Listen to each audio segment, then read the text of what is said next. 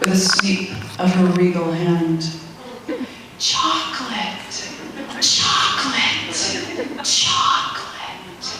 She starts her refrain again patiently, as if she knows, like the tide, she will wear me down, until even I am forced to question why the rule about eating dinner first should always be obeyed.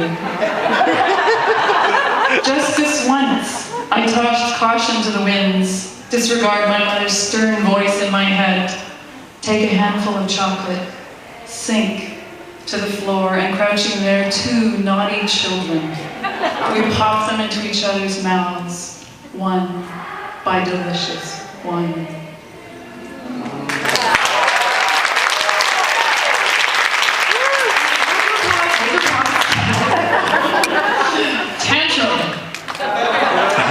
After the excitement of the chocolate egg hunt on the beach and seeing the Easter Bunny has worn off, you transform, suddenly, from an accomplished maker of new friends, shining social conversationalist, and winner of hearts, to this. A small, drunken pugilist flailing, head-butting, arms and legs akimbo, yelling, "Stupid mommy! Stupid mommy!" Your eyes darting madly to wild anger spent exuberantly.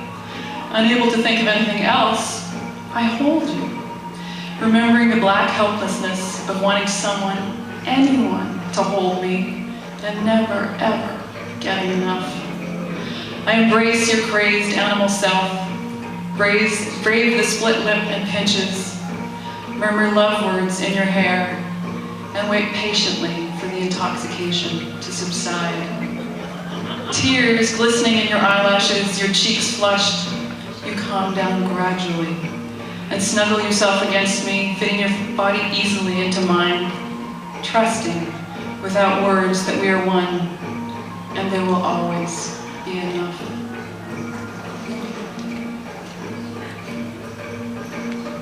I did a now poem before we all did now poems, so I just want to get credit for that.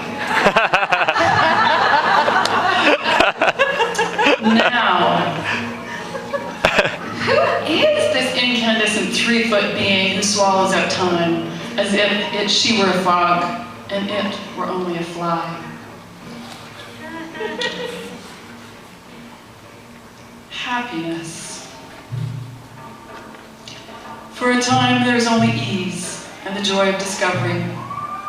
Turning from the dishes into your embrace, stealing kisses in the shower, cooking food while watching you as you play with the child of my heart, the look of delight in her eyes, confirmation enough of the rightness of this choice to be with you. Talking softly on the couch after she is in bed, turning my unfamiliar tongue once again to the fine art of adult conversation. Lying naked in bed, my hand resting on your thigh, listening to the deep, even sound of your breathing while I catalog the gifts of your being. For a time, I believe I have found heaven, and know without doubt, I would do almost anything to sustain this unfamiliar, blessed contentment feeling.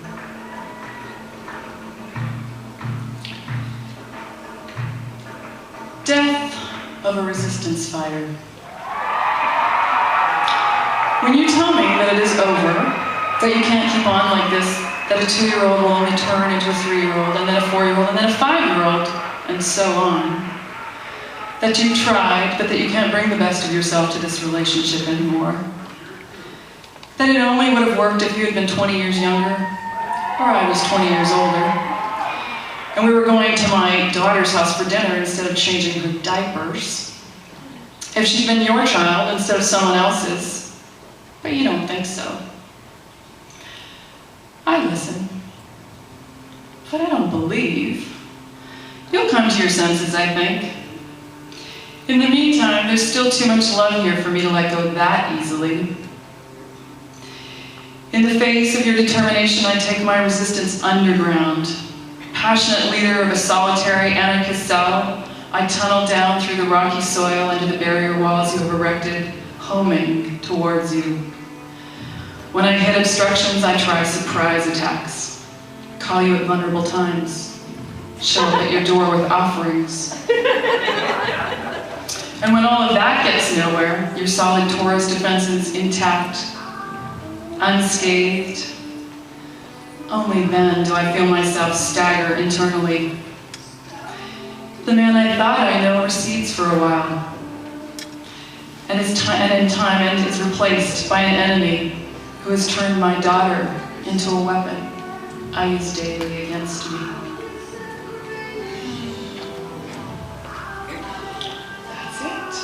That's it.